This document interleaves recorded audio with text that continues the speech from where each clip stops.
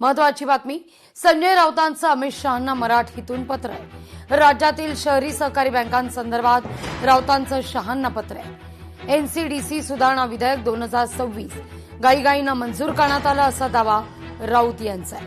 बँकेची मालमत्ता सभासदांची संमती न घेता ताब्यात घेण्यात आली असंही राऊत म्हणतात। महाराष्ट्रातल्या अर्बन कोऑपरेटिव्ह बँका ज्या आहेत, त्यानंतर जी अपेक्स बँक आहे, या सगळ्यांचं अस्तित्व अमित शहानी नष्ट करून महाराष्ट्रातील नागरी सहकारी बँकेची चळवळ, कोऑपरेटिव्ह बँकेची चळवळ आणि अस्तित्व जवळजवळ संपवलेलं आहे।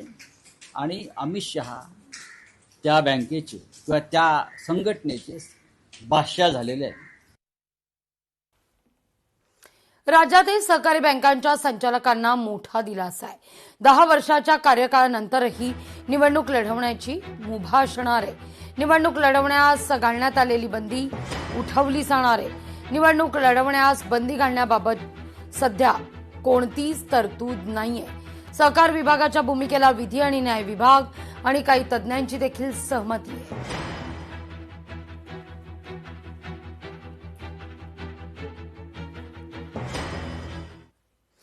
केंद्रीय शिक्षण मंत्री धर्मेंद्र प्रधान यांच्या राजीनाम्यानंतर अभिजित दिपकेंनी आता मोर्चा शालेय शिक्षण मंत्री दादा भुसे यांच्याकडे वळवलाय। शिक्षण मंत्र्यांनी राजीनामा द्यावा अशी अभिजित दिपकेंकडून मागणी आहे। खरं तर शाळांची अवस्था पाहता राज्यातील त्यानंतर अभिजित दिपकेंकडून ही मागणी करण्यात आली आहे। तर सगळे प्रश्न राजीनाम्यानं सुटत नाहीत असा सचिन अहिर यांचा पलटवार आहे। आताच आम्ही आमचा दौरा सुरू केलेला आहे। 1 आठवडा झाला, आम्हाला थोडा वेळ द्या, नक्कीच दिला पाहिजे। जी अवस्था आहे तिथे म्हणजे ह्या बिल्डिंगला पाहून कोणी म्हणू शकते शिक्षण मंत्री राहिले पाहिजे। तुम्ही फक्त एक काम करा, तुम्ही सगळे काही नका करू, कुठल्याही सरकारी शाळेत आले तिथे बाथरूम बघा, ते बाथरूम पाहिल्यानंतर तुम्ही सांगा मला शिक्षण मंत्री त्यांच्या पोझिशनवर राहिले पाहिजे की नाही राहिले। असं काहीतरी तयार करण्यापेक्षा मला असं वाटते राजीनामे देऊन जर प्रश्न सुटत असते तर अनेक राज्यांमध्ये, देशामध्ये आणि जगामध्ये पण या गोष्टी होऊ शकतात। काहीतरी कॉन्क्रीट करण्याचं काम करा ना तुम्ही।